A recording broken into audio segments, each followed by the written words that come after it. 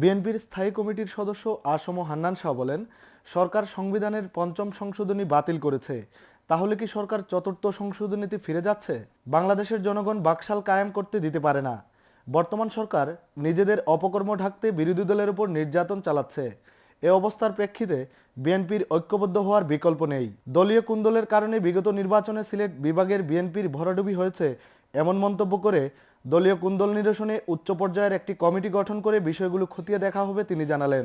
যারা সিনিয়র নেতৃবৃন্দ আছেন, যে কুন্দল আমি বলবো না, আমরা বলবো কোনো কোনো ক্ষেত্রে মতবিরোধ বা মত পার্থক্য আছে, সেগুলো নিরসনের জন্য অতি শীঘ্রই আমাদের উচ্চ পর্যায়ের নেতাদের দিয়ে টিম গঠন করে সেগুলো নিরসন করা হবে ইনশাল্লাহ। সাংবাদিকদের আরেক প্রশ্নের জবাবে বিএনপির এই শীর্ষ নেতা বলেন, ভারত সরকার চুক্তি করে বঙ্গবন্ধুর সাথেও প্রতারণা করেছিল। এবারও জাতি প্রতারিত হয়েছে। বিদেশি শক্তি এদেশের অপশক্তির সাথে মিলে দেশকে তাবেদার রাষ্ট্রে পরিণত করার চেষ্টা চালাচ্ছে। বিএনপি তা হতে দেবে না।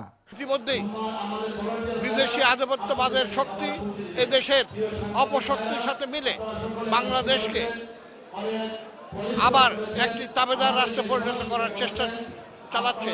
আমরা গণতন্ত্রে বিশ্বাসী শক্তি, আমরা সেই অপচেষ্টাকে রুখে দেব। সরকার বিরোধী আন্দোলনে যাওয়ার ফের হুমকি দিয়ে হান্নান শাহ জানান, সরকার যখনই দেশ এবং দেশের মানুষের বিরুদ্ধে কোনো কর্মসূচি বা কর্মকাণ্ড করবে, নিশ্চয়ই আমরা তখন ওটার বিরুদ্ধে, সেটা যদি সরকার বিরোধী হয়, সেই আন্দোলন করতে আমরা প্রস্তুতি নিচ্ছি। বঙ্গবন্ধুর রায় কার্যকর হওয়া নিয়ে বিএনপি নীরব কেন? সাংবাদিকদের এমন প্রশ্নের জবাবে তিনি বলেন, আগে শাহেদ আলীর মামলা শেষ করে নেই, পরে না হয় একসাথে রিয়াকশন জানাবো। শাহেদ আলীকে হত্যা করা হচ্ছে, সেই কেস টেস করে লই, তারপর না হয় একবারই রিয়াকশন দেব।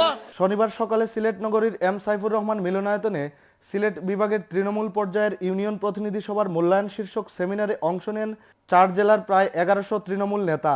অর্ধদিনব্যাপী এ সেমিনারে উপস্থিত নেতাকর্মীরা সিলেটের বিএনপি ঘরানার বুদ্ধিজীবীদের বক্তব্য শুনেন। দলের সাংগঠনিক তৎপরতা সুদৃঢ় করতে বিএনপির এই সেমিনার দলের তৃণমূল শক্তিকে আরও চাঙ্গা করবে মনে করছেন তৃণমূল থেকে আসা নেতৃবৃন্দ।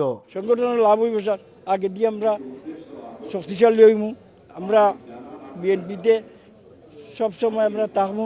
জাতীয়তাবাদী দল বিএনপির জন্য এই আমাদের আরো অনেক বেশি আমরা উপকৃত হব এবং আমরা সম্মেলনে আমাদের সার্থক হবে আমাদের এই সম্মেলন। বিএনপির তৎকালীন সিনিয়র যুগ্ম মহাসচিব তারেক রহমান প্রবর্তিত ইউনিয়ন প্রতিনিধি সম্মেলনের ধারাবাহিকতায় আজকে সিলেটে ইউনিয়ন প্রতিনিধিদের ভূমিকা শীর্ষক আলোচনা সভায় উপস্থিত বিএনপির স্থানীয় নেতৃবৃন্দ, সমালোচক মহল আশা করেন আগামী নির্বাচনে বিএনপির জয় নিশ্চিত করবে ইউনিয়ন প্রতিনিধিরাই। Abdul Alim Shah, channel S news, Sylhet.